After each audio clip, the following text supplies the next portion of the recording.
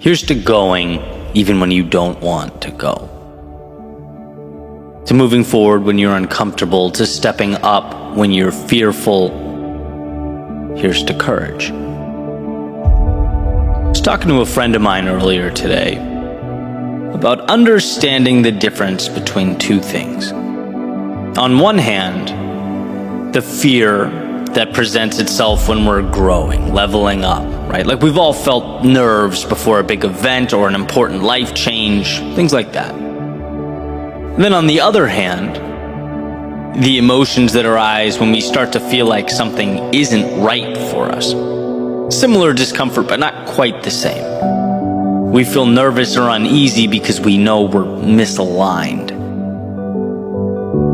And where we landed in our conversation was that when you were on the edge of that metaphorical cliff, and your body's pushing back, your heart's pounding, your mind is racing, you're nervous, you're fearful, the question worth asking is, will I be disappointed in myself if I don't go through with this? Will I be letting myself down here by turning back?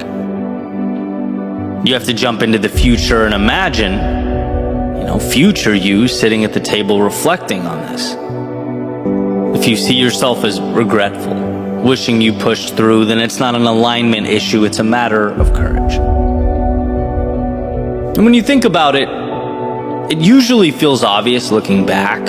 Like I can easily recognize in hindsight the things I stopped doing because they weren't aligned with who I wanted to be. Right? When you stop doing the wrong thing, it feels like a breath of fresh air. Like a step back to leap forward. Those decisions create a more fulfilled life. But those times I stopped because, I let the moment get bigger than my end goal. Those times I caved and decided I didn't want to pay the price solely because of the temporary discomfort. I remember those too. That's a different feeling altogether. A not so good feeling, as we all know.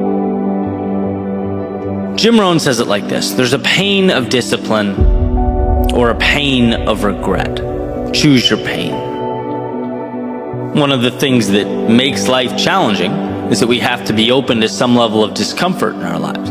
That's just what it is to be human. Now, our power is that we get to choose where we let that pain in and what it means, what it will do for us. Will it be the type of pain that grows us or the type of pain that reminds us what could have been?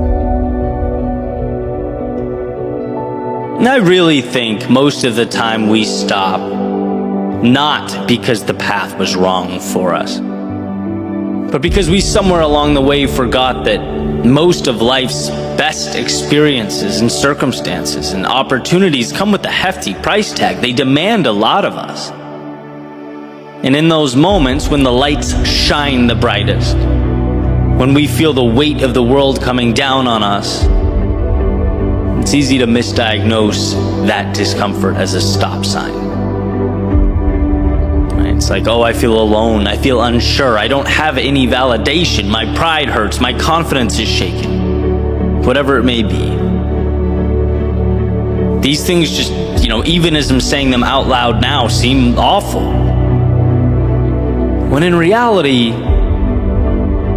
they're just the cost of admission. Right? It's like you have to not know before you can ever know. But try telling yourself that as you're wandering around feeling nothing but pressure, right? It's a different story altogether. It's a challenge. But here's the good news. It's a challenge you're capable of handling, of overcoming. Life is about stepping into things we don't feel ready for. And then learning repeatedly that we can piece together the knowledge along the way. It reminds us that fear is going to show up regardless of what we do in life.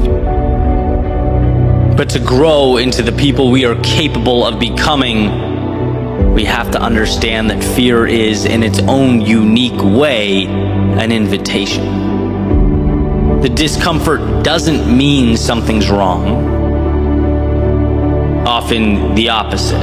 It's letting you know that more is available, that you are right where you need to be, but you have to change in order to become worthy of what's on the other side. Life is not saying no, it's merely demanding of you courage, and courage you have.